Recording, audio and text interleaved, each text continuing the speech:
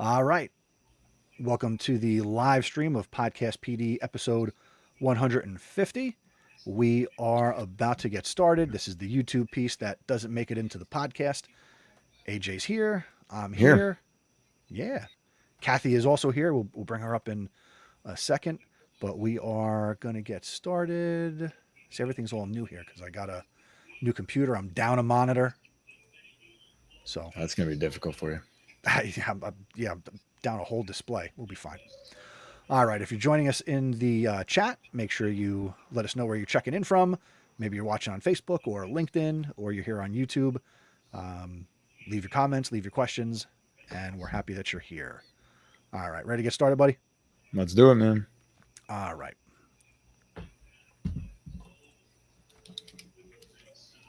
Coming up on episode 150 of Podcast PD, we are talking about AI literacy and ethics. We've gone straight to the source. Kathi Kersznowski is going to join us on this episode, so let's start the show. This is Podcast PD, the show that provides you with anytime, anywhere professional development. Our conversations and guests will provide you with the learning you might get in a faculty meeting or on a PD day. Except you're going to have more fun with AJ Bianco and me, Chris Nessie. Let's start the show.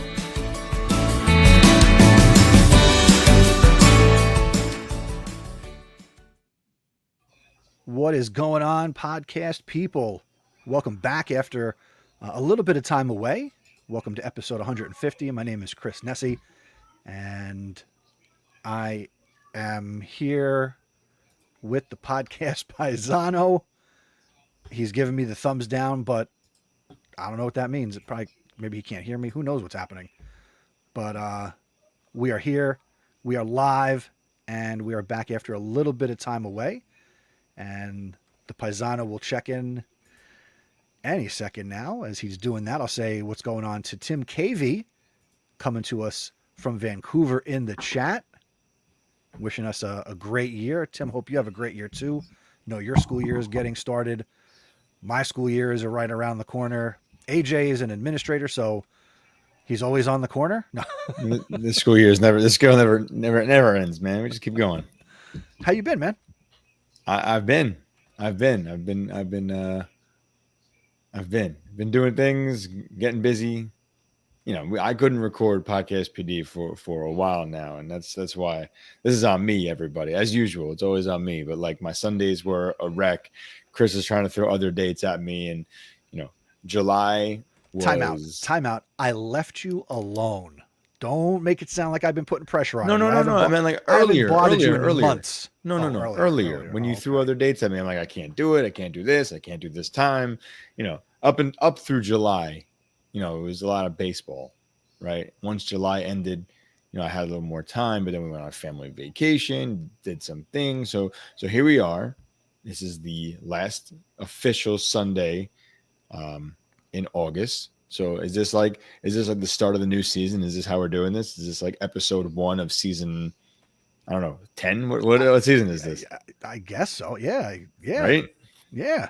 We've been at this a while. It's been many years now at this point. Many, many years. All right. The point of today's episode is to kind of get us going into the brand new school year. And what better topic to talk about than artificial intelligence? Right? Have you heard of this AI thing? I've heard somebody bring it up at least once or twice, but I don't know. I don't know how we're going to use it in schools. Yeah. How are we going to use it in schools? Is it going to make a difference in education? We are certainly going to find out. And the way we are going to find out is with our guest on this episode. We're going to welcome to the show the incomparable friend of ours for a very long time, Kathi Kersznowski. Welcome to Podcast PD, Kathi. Hi, fellas. Thank you so much for having me. And you know what? I just have to say, congratulations, huge congratulations. Episode 150. A milestone episode. I didn't even realize it as I said it. Yeah, that's a big one. You've been hitting it out of the park for a long time, fellas. Thank you. Congrats. Now, if you could do anything about getting more people to realize we're hitting it out of the park, that would be fantastic. That's what I can do. I'll spread the word. every podcaster's dilemma. All right, Kathi, you wrote a book. It is called The Educator's Guidebook for Teaching AI Literacy and Ethics. I'm sure you're going to talk to a lot of people and they're going to say, why did you write a book? I don't care why you wrote it. It's important that you wrote it. So let's start with a congratulations. Writing books aren't easy. Yeah, this was okay. So here's the cover. Just happen to have a copy here. It's actually the only copy I have right now. Don't say. And I know it's a long title, but you know what? I went around and around and around with titles. I needed to say all of that. I needed to say that this is for Educator. It's a guidebook. So, and I talk about this a lot, and even the social media I've done. I wanted a tool for teachers. There's enough books out there that you've seen and you've heard of that are being written that are theoretical about it. Why are we doing AI? Here's a framework for AI. Here's how we, need to approach AI. Here's what to be scared of with AI. A lot of that's being done, the talky thing. But I really, really love teachers. As an edtech coach, that's what I do. I support them. So I wanted to make a tool. So it's almost like a curriculum without feeling so curriculum-y. And it just mattered. It mattered a lot to me to write this one. This was I'm sorry, I'm rambling. It was a true passion project. And I know people say, well, when you write a book, generally it's something that you're passionate about. But I'll tell you where it started. I was at my little camper on the Chesapeake, which is where I am right now, actually. And I was sitting on the porch having coffee one morning, scrolling social media. And if you have noticed, there's a ton of people talking about AI on social media. And it was a lot of complaints. And I don't want to frame it as complaints but it was teachers feeling frustrated, and rightly so. And they're frustrated because they just keep saying kids are using it to cheat. Kids are using it to cheat. Kids are using AI to cheat. Okay. And you know what? They are. But that's because in my heart, and I just started rambling to my poor husband, who's not even an educator, and the guy had to sit there. And I just kept saying, babe, you know what? It's not the kids' fault. It's not the teacher's fault. The kids got to it before we had a chance to learn it and get in front of it and figure out how to do it right. And so we have to back up and then kind of try to get in front of it so that we can help teachers do this, and teachers can help steer students as to how to use all this the right way and ethically. And I just went on a rant, and the rant was the start of the book. So ethics is a big deal in education. Is this grounded in your own point of view on how AI should be used, or did you base it on additional research? How did you come to bring in the ethics piece? A little bit of both. So it came from, like I said, a lot of scrolling social media, all the social medias, so I'm on LinkedIn, I'm on TikTok, I'm taking perspectives from all over the place. And I keep hearing things like they're cheating, or they don't say when they've used it, or, they're not fact checking all of these things. And I had a little napkin out there on the porch where I was sitting, and I started writing down categories of things that I heard teachers complaining about. I had 7 of them by the end of the rant, and those ended up becoming my chapters. And so there were 7 categories. I ended up coming up with 10 because there were a few things I wanted to add at the end. But so a lot of what I was hearing teachers and educators complain about, plus a few things I just at the end that I needed to throw in a few extra chapters. And yeah, they're the big categories. Things like recognizing bias in AI, fact checking, being really transparent about your use. It's okay to say I used AI and here's what I did with it. Knowing what AI is in the first place, knowing some terminology and things like knowing what an LLM is and knowing what some of the tools are and what they can do. Data privacy and not sharing your own things, right? Everybody's talking about all these things. I just put it all together in one place. So teachers who maybe aren't super familiar with all of this, it's packaged. I hope I did a good job for them. Well, you were kind enough to send AJ and I copies of the book, and I was able to kind of, thumb through it, and I looked through the chapters and kind of gave it the once over. And it is user friendly. It is not full of jargon, and I don't think it's going to overwhelm the person who is just kind of getting into this. I think this is, it's not the Bible for AI, but I think it is definitely an essential tool that can assist an educator wherever they are on the AI spectrum. I hope so.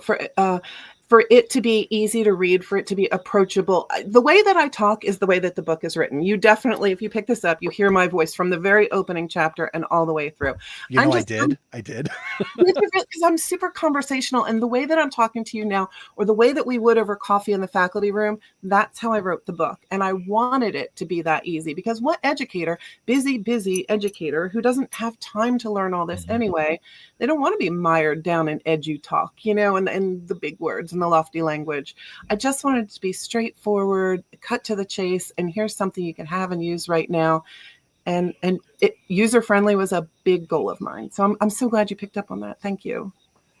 Now, I know AJ has a couple of things that he'll ask you, but I'll ask the next question before he gets into it. I don't want you to give away what you think is the most important piece of the book. Can you share with us what you think is like the second most important? Because I want people to buy it. We want people to go and get this book. But what is something else that you think is important that this book provides an educator that you've written in there? I'm going to go with the first important piece of the book. Okay.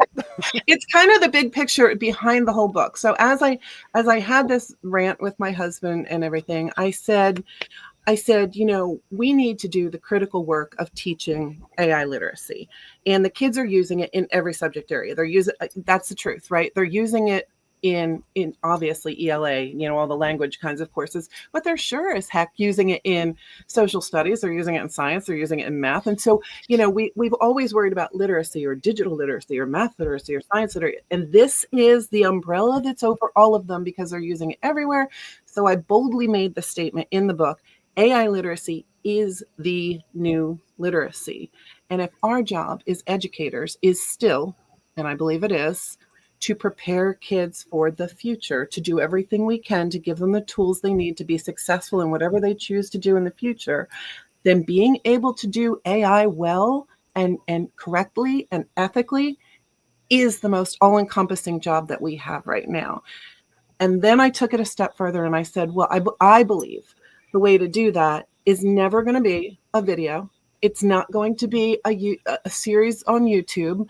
It's not going to be a book, and it's not even going to be books that teachers read in PLC groups and then try to apply. I think kids have to live it, they have to feel it, they have to experience it, and they have to talk about it. And so I decided that scenarios were the best way for kids to experience this. And I just started writing scenarios. So for each chapter, I just started writing, you know, little micro scenarios, nothing to be mired in, but, you know, Billy wants to join an art project. Bill wants to join an art project. And so his teacher gives them a set of things that they have to do for this art project. Bill does it and he uses AI. He does not disclose that, and he ends up winning the prize. And afterwards, somebody finds out that he used AI. And so this scenario, but when you get kids living this, talking about it, and they're relatable to students, then I think that's the most critical way that we can have them learn. They've got to be open and have those discussions. And I think having the discussions in person in class is probably the best way to do it because it invites that discourse. There's no right answer, even to the scenario I just gave you. There's no right answer. So when we let the kids talk about these scenarios and the problems and the pros and the cons and the what ifs, I think that's where the magic happens, and they'll start to arrive at their own answers. But I think there's a general sense of probably what is kind of right that will come down and filter through all of that. And the class, guided by the teacher, will come to that. And that, I think that's where the magic's going to happen. I think that's how we do this. So that's how I did the whole book. I wrote 160 of those scenarios. Yeah, I have some questions that I want to ask when it comes to the book and how you set it up. But I think we should kind of really lay out some ideas here for the audience first, right? So when you define AI literacy, how do you define that in the context of the K-12 system? I define it in the book, but generally speaking, AI literacy is just knowing what artificial intelligence is and having a healthy respect for it and also a healthy skepticism of it. Not not to be afraid of it and not to think that it's something bad or scary or something that's used in dubious ways, but to understand that it is a guide on the side. Let's use it like it's a thinking assistant, like it's a thought partner, like it's somebody we turn to for a little assist, maybe to guide our thinking, but never to rely on it as the do-all. We don't want to replace self, right? So it's something that's there to help us, and that's really important. And doing that right, and then attaching ethics to it, I kind of combine all that, and I call that AI literacy. And I'm all for it, and I think it makes sense, because I think it's definitely something that we have to shift our focus on in education. But do you think educators who are not all that familiar with social media and AI and following this trend that, we're on top of this, you're writing the book on it, we read it, Chris and I use AI differently in my lifestyle, but do you think educators really understand that term, AI literacy? Is that something that you have to like reinvent and reshare and really rebuild a reputation? Because that's a new term for educators who are kind of bogged down in I don't want to do AI. I think it's a new term, but I think because it's attached to the word literacy, it's an old term, right? So they know what they've learned what digital literacy is. They know what math literacy is. They know what content area literacy is. So we're just saying literacy is being able to understand and apply what AI is, what artificial intelligence is. And to break that down, I hate the word unpack, but kind of unpack that. I really hate the word unpack. But to understand all the intricacies and nuances of it, and be confident enough in those to be able to talk to students about it and help them guide their thinking. That's literacy. Yeah, absolutely. And you're right. AJ, to go off your question and your point, it's 2025, and I think we still have too many educators who are still opposing digital literacy. And now we're adding AI literacy on top of that. I think that's content also area literacy that they're going against. Right. I think that's a big problem. That we still have teachers who are resistant to technology in the classroom and don't use it effectively. And now we've got this thing that is 10,000 times more powerful. What's an educator to do? Well, I mean, they can take technology away, but they're not going to take AI away, right? It's going to be there. As soon as the kid walks out of the classroom, picks up their phone, if they don't have a device, AI is going to happen. So it's non-negotiable. And since it's there anyway, I think they don't have a choice. And they're going to care enough to say, all right, if it's here, I got to get in front of it. I've got to get in front of it and be able to teach with it. And that will come. I think, redesign. There's stuff that will come down the road. Like we've got to redesign our assessments and the way that we assess kids, because if they can use AI to answer questions, our questions probably aren't the right questions, or our tasks aren't the right tasks. And that will come. But in the beginning, just being able to guide students through, you submitted this and that really doesn't sound like you. Let's have a chat about this. Here are the things I'm picking up on that don't sound like you. For a teacher just to be able to do that and say, here's some vocabulary words I've not heard you use before. Can we have a discussion about this? And you tell it to me in your own words. And maybe they have a little suspicion. And then maybe they're picking up on those now infamous M dashes, right? Those really notoriously long dashes that are in AI, or, certain word choices or the format and things like that. For teachers to just be able to pick up on that and then have critical discussions with students about the ethics and the fairness and the validity of submitted work. There's AI literacy happening right there. And I think teachers will do it because they care about that. I think. And they should. I do. Kathi, how will this book help the educator? And we've started to talk about this already, but how will your book support the educator who feels overwhelmed by AI and the wave, so they don't feel like they're just getting bombarded and smashed in the face with it? So I think that I designed, and I said a lot in the beginning, this book is made for anybody to pick up and pick and choose what they need to do. So like I said, there are 10 chapters. Let's start with the first chapter. The first chapter is called What is AI, right? So it's a little bit about the basics of AI. And I start with scenarios that are very much like the one I just gave you. So-and-so submits a piece of work and it doesn't look like something that so-and-so would normally submit. And let's flesh through this scenario and have the kids discuss how should the teacher handle that? I think that the fact that with every scenario I've written, I put 3 or 4 discussion prompts so the teacher doesn't have to think. The questions to ask the kids to prompt that conversation are right there. Below that, I put 3 or 4 teacher talking points. So if the teacher's not, maybe it's a topic about bias, right? And the teacher's not really sure what bias in AI is. There are talking points below that scenario that give the teacher some background knowledge so that they're armed with, the things that they need to do.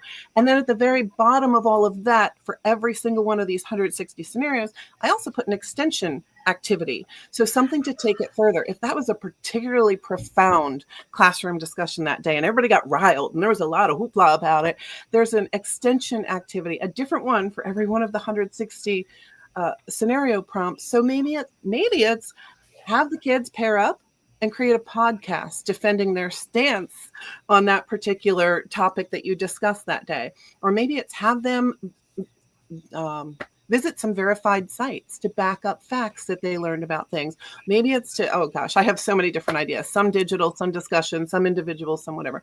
But I tried to give them a multitude of tools so that they really could pick and choose what's in there. And it's just laid out so user-friendly. I really think that there's something for everybody, even somebody who's totally brand new to AI and doesn't know. They don't have to be tech savvy to do this.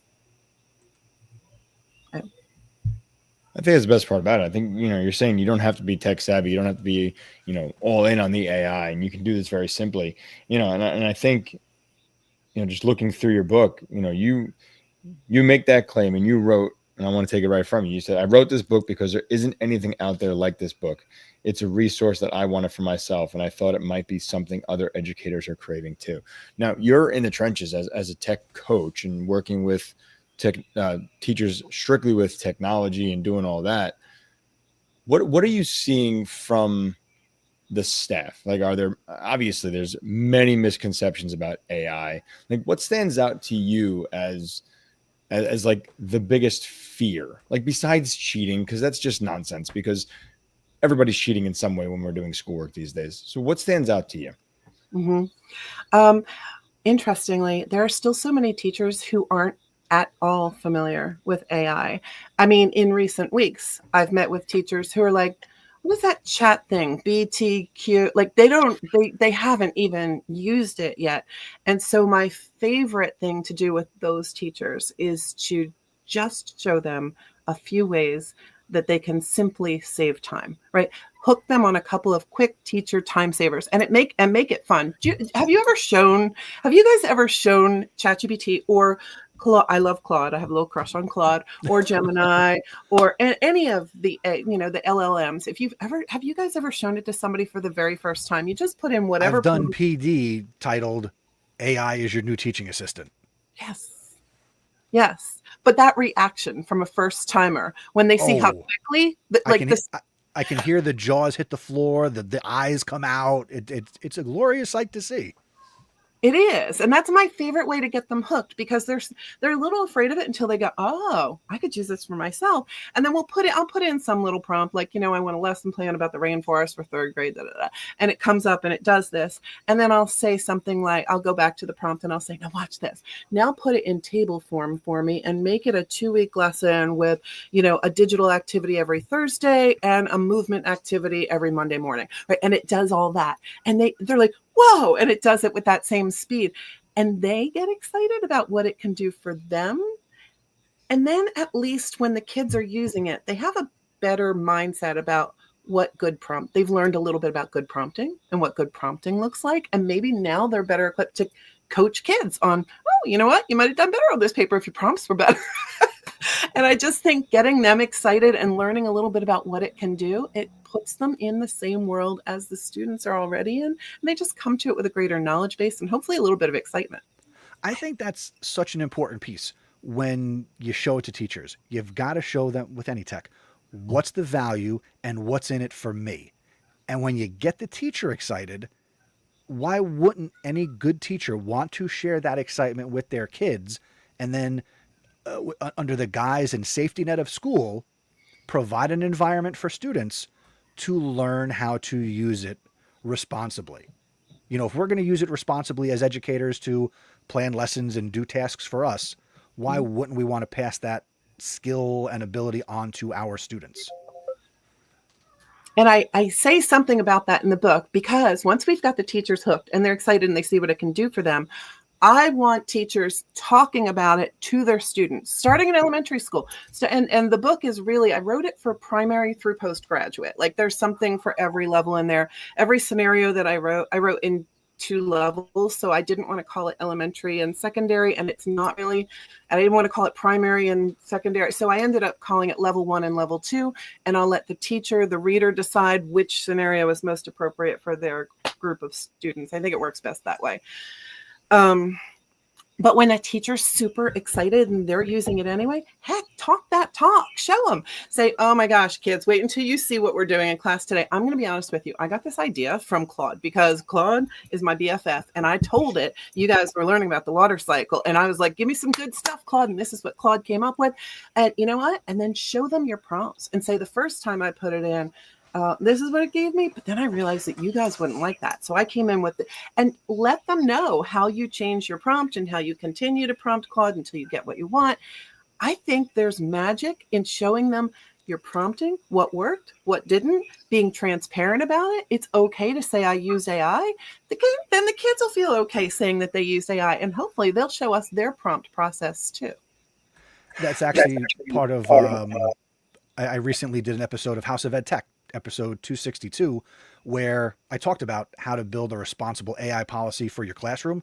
So I gave some examples, and at any level, and you just hit on it, you've got to talk with your kids and get comfortable having that conversation with your students and have them contribute to what can and should AI look like in our space, and get their input too. Find out what they're doing.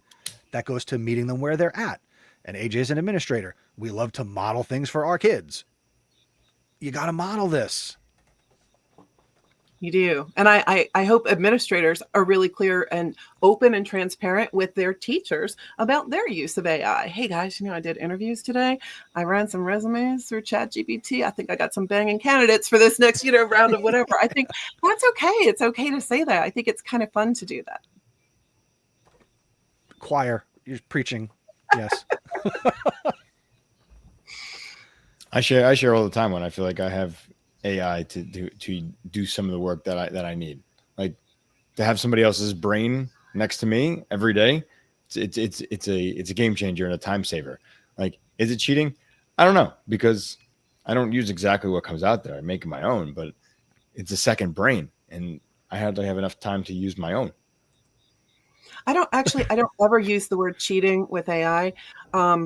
I don't put them together because I don't see it as cheating. And I'll tell you why. And I say this in the book. I think I say this in the book. I say this to people all the time.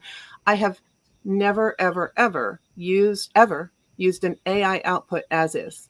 Whatever, something that's been spit out to me, I've never used it as is. I always, even if it's an email to a friend, even if it's a social media post, whatever it is, I always go back in. You'll hear my own voice in every single thing that's ever written. I change punctuation. I add way too many emojis and exclamation points because that's me. That's how I am. I'm an emoji and exclamation point girl. I change things. I put in words like y'all and things that I would say anyway. That is so important. I take out whole sections. I rewrite sentences. I reorder things. I'm never accepting an output, but it does save me a tremendous amount of time in at least getting started with where I want to go with something. So I don't ever use the word cheating, but I'll use words like you said, like helper or, an assistant or a brain by my side. I think you said, I like that. Mm-hmm. All those things. How about you guys? I have used some of the output directly. I will be honest about that, because that's what I feel will save me the most time on certain tasks. So, some of the stuff I put out, if I'm promoting an episode of the podcast, I'll take the transcript of this conversation, for example, I will run it through an AI, and I will say, based on the transcript, which is a real conversation we have now had or will have had. I feel like I'm on the Big Bang Theory. Will have had, not... then it's based on something that really happened and is tangible. So I'm comfortable doing that to say, hey, give me 5 tweets or a LinkedIn post about this conversation that AJ and I had with Kathy. Here's the transcript.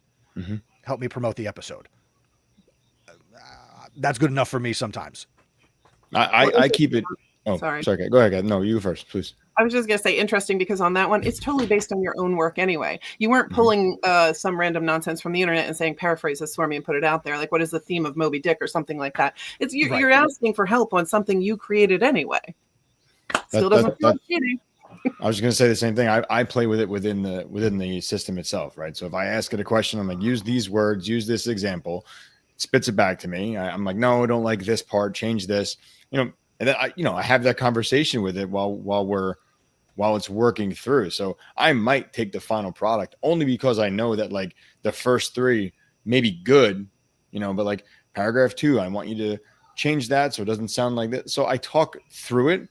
So if I have to copy and paste, at least I know exactly what I'm copying and pasting. And I was like, oh, yeah, that's good. First one, perfect. Exactly what I think I want. So, it's a lot of maneuvering and not just, whatever the first output is becomes exactly what goes out there. Like it's necessary sometimes for whatever you're doing. It is. And what were you going to say, Kathy? It's just, AJ, everything you just said, totally. I don't know if you guys got a chance to look at it, but right near the end of the book, I put a graphic in there. It's got this wavy thing around it. It was the last thing that I added to the book. And it was kind of the night before I sent it off. And I said, you're always steering. It's not a poem. It's a metaphor. And it says you're always steering. And it's this whole analogy that I keep and I use in my brain that whenever I'm using AI, I am steering. And I use that word steer or steered or whatever a lot. That's what you were just saying. Like you put something in and you continue to have this conversation with it.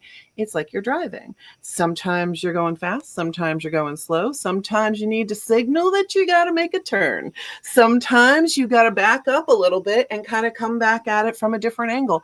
And there's just a lot of driving analogy, but you're the ones with your hands on the steering wheel. You're the ones with your foot on the brake or the gas pedal. And so AI is just sort of helping you get there. So maybe it's the vehicle, but you're in control and you're steering it. And I throw in this whole beautiful little analogy at the end in case teachers are having a hard time explaining it to kids, or just maybe to spark a discussion about this is maybe the way we should think about it instead of cheating. There you go. It's your navigation, I guess you could say, right? Yeah. Gregor, sorry, go ahead. No, go ahead. I'm sorry. No, go, please. Okay. Kathy, for the teacher who listens to this podcast when it comes out, so they're listening right now, what is the first thing they should do when they're done listening to this conversation in terms of what you have provided? And besides go buy the book, which is important, what should they do first? If they have not yet played with AI, start playing with AI and start doing that gently, ease into it, nothing crazy. Start with ChatGPT. I always say start with one of the LLMs, the large language models. So when we say that, we're talking about the biggies, right? The ones that you've heard of. That's ChatGPT. If you're a Google district, start with Gemini. It's included in your stuff anyway, and it's wonderful. I love Gemini. Claude, like I said, Claude.ai, that's another one of my favorite go-to ones that I use all the time. Those are my 3 big ones. I'll use Perplexity sometimes too. And Copilot, Microsoft's Copilot, if you're a Microsoft district, get in there and just whatever you're wondering, whatever problem you're having, what's something that's not working for you, put a problem in. Oh, I can tell you, I just did this with my dad. He's 92 years old. I tried to explain to him what AI is. He says all this is over my head. I have no idea. And I said, Dad, you know how you Google stuff? He does. He knows how to use his iPhone. I said, you know how you Google stuff? He said, yep. I said, okay, so think of something that you're wondering that you could ask Google right now. And oh God, what was it? He had such a funny little question. I can't even remember what it was, but he gave me a scenario. It was a problem that he was having. It was one of the settings on his phone wasn't working. And I said, all right, instead of putting it in Google, and I said, when you do Google, it gives you 8, 9, 10 search results, and you kind of have to pick which one works, and you open each one and you go, no, that's not it. And maybe the third one down is it.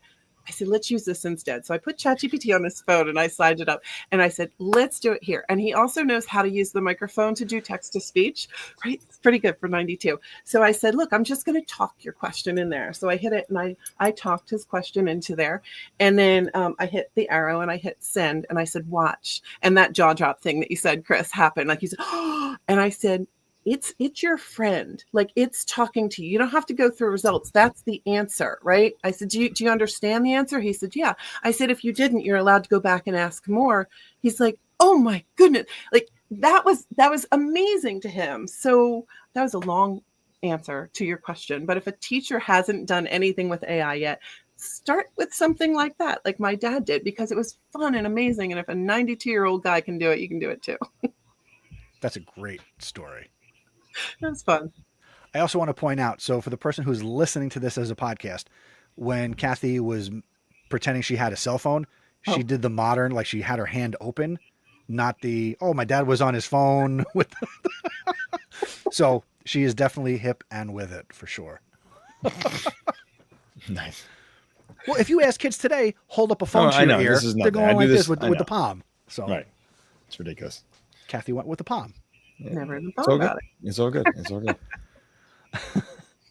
AJ, all right, where did you want to go? Yeah. Kathi, in your book, you mentioned like towards the end of the book, you had some pieces there. You had the poem. Towards the end of the book also, I thought it was really cool. You have a lot of organizers in there. Those are specifically for the reader and geared toward AI, and you have a variety of them. Why don't you talk to us about what those organizers are and what you expect the reader who picks up this book, how they should be used? Okay, so fun story. I never told anybody else before, but I decided, if I'm writing a book and it's supposed to be helpful for teachers, I want to give them everything. So I gave them those discussion questions. I gave them the teacher talking points. I gave them the extension activities. I gave them 160 scenarios. I gave them things for primary through, postgraduate. I did all that. And then I really was like, you know what?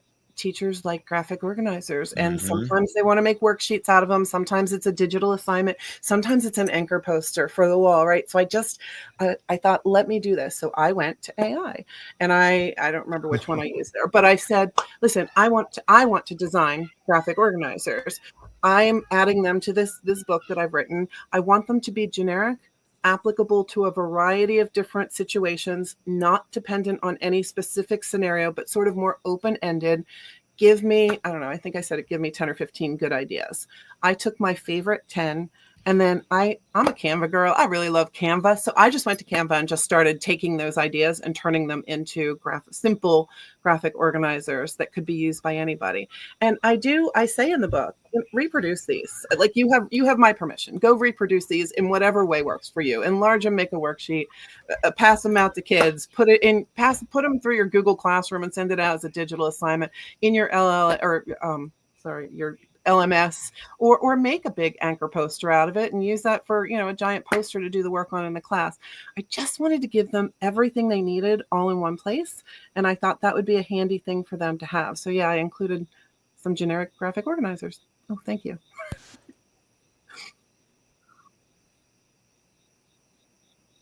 No, I love that. I think it's super important for the reader to see this is what you can do. And you have a lot of great organizers in there, I think, really helpful to people who may be starting off, but also those who are well-versed in AI. And, you're talking about Gemini. Like, Gemini and I have a conversation almost every day on the ride home.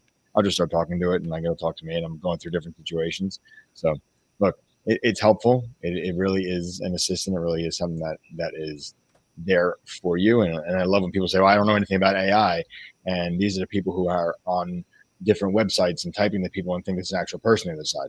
Like, using AI every day, no matter what you're doing, you're using AI. So get over it and use it where you can use it the most and the best in your life.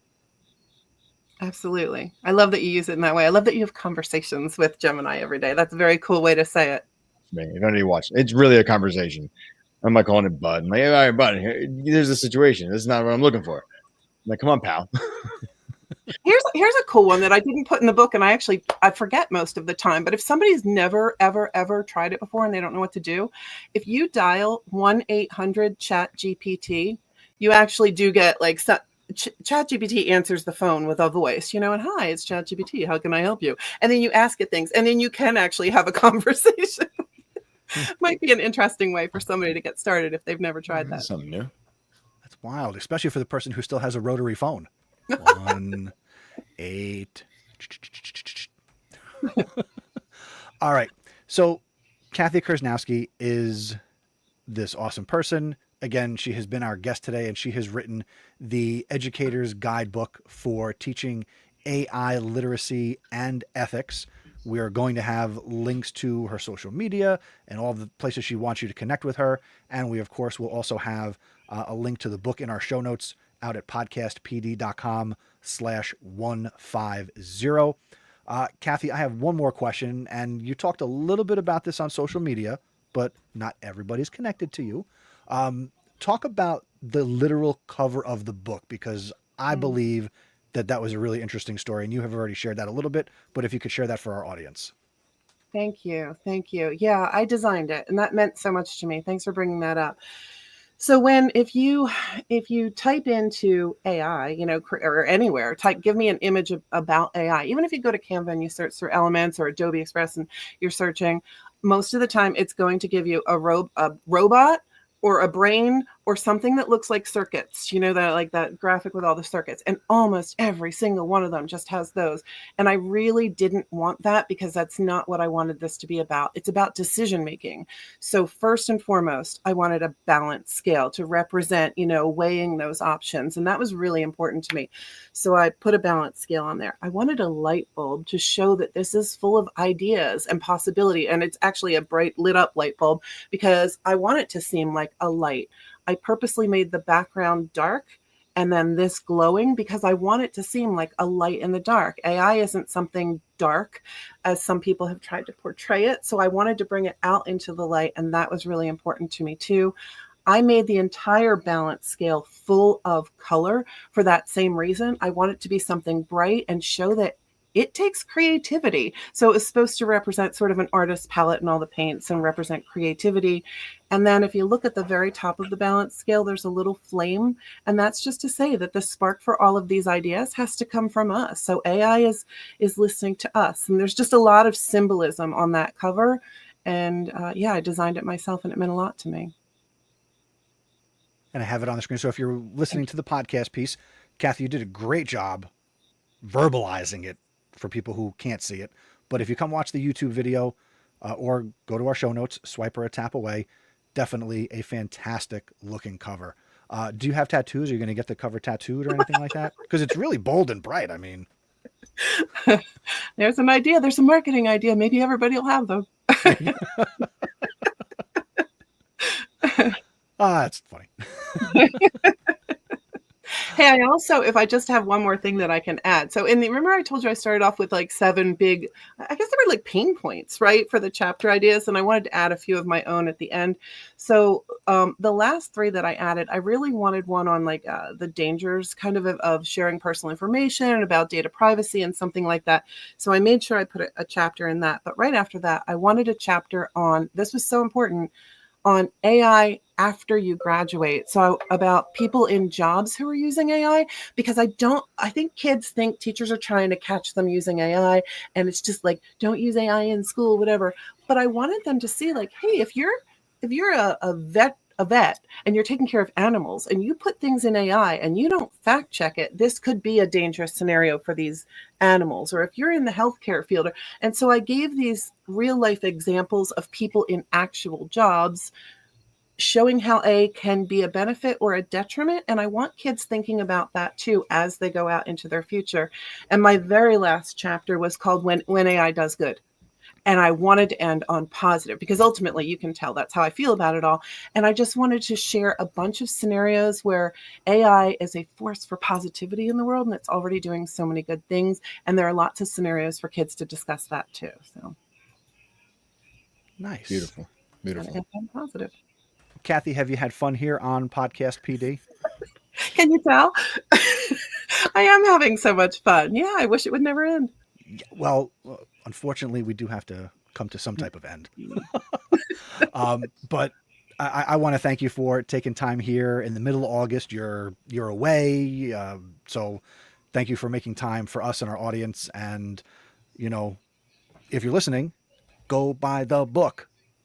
Mm-hmm. I hope so. And I hope you find it remarkably helpful. And I'd love to hear from you if you do use it, or if there's anything you need, all the ways to get in touch with me. I have a website at KERSZI.com. So it's like my last name, Kersey.com. And you'll find everything you know about how to contact me. You can buy the books directly from there and lots of other good stuff. Yes. Now, Kathi, we have one more piece of the episode where we're going to talk a little bit about podcasts that we've listened to. So if you would participate in that, we would love to know what you're listening and learning from, and then we will say goodbye. All right.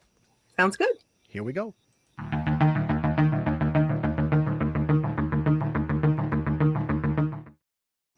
All right. It has been a minute since we've done the What We're Listening To segment of the show. I'm going to kick things off. AJ, I have subscribed to a new podcast. Okay. Okay. I don't even know where to start to guess this one. So go ahead. You'll never guess. So being here in New Jersey, this is not education related at all, but it has brought me joy since I've discovered it. And it is Me Here, You There with Steve Summers, the former late night, overnight sports talk show host on WFAN in New York City. Goodness. So the Schmooze has his own podcast from Odyssey, and he was always big on the radio with his opening monologue for his shows. And these are some legendary monologues he's given in his radio career. So he's got a podcast, Me Here, You There. And I've been enjoying it. I've gone back to listen. There's 21 episodes out.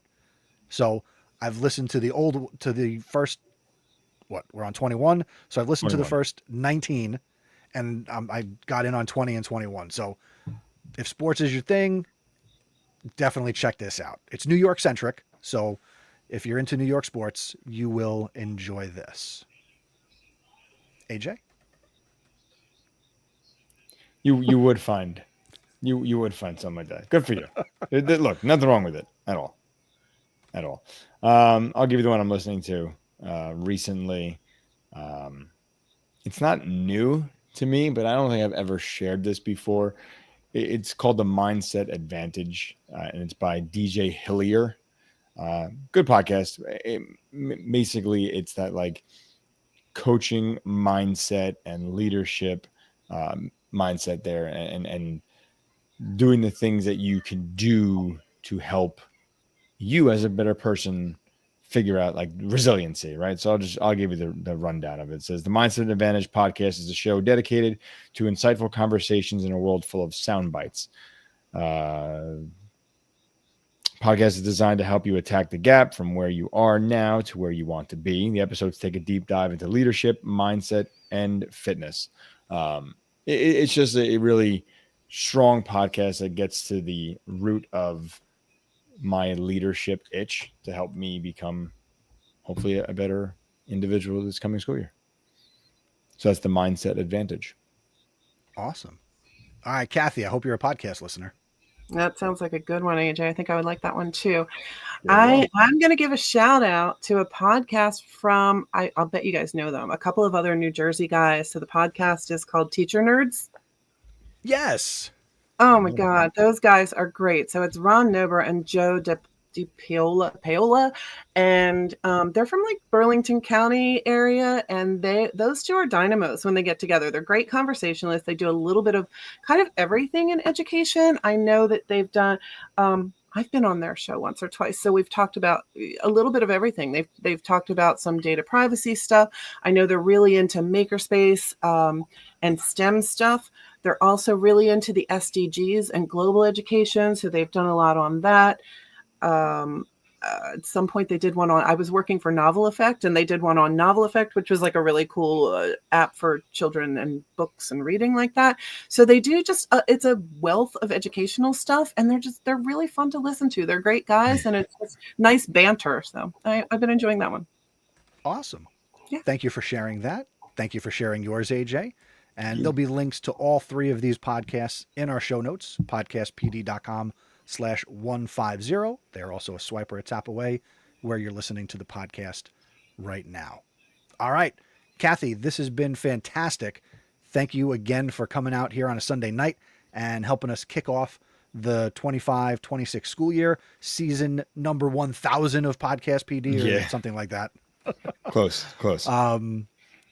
But thank you so much, and we hope you had fun. Thank you. I had a great time. And thanks for helping me to celebrate this book. I'm so excited about it. And I hope it's really helpful for tons of educators. Awesome. AJ, any last words? For those of you starting the school year, start strong, take a risk, try AI, and go get Kathy's book. All right. That's all I got. Thank you for listening to Podcast PD. If you got value from this show, share it. If you feel like you just wasted your time, share it and tell other people how much you hated it and make them listen anyway. We would appreciate that. We will be back at the end of September as we get rolling right along. I'm Chris. He's AJ. She's Kathy. Wave goodbye. Say goodbye. Bye, everybody. Bye, everybody.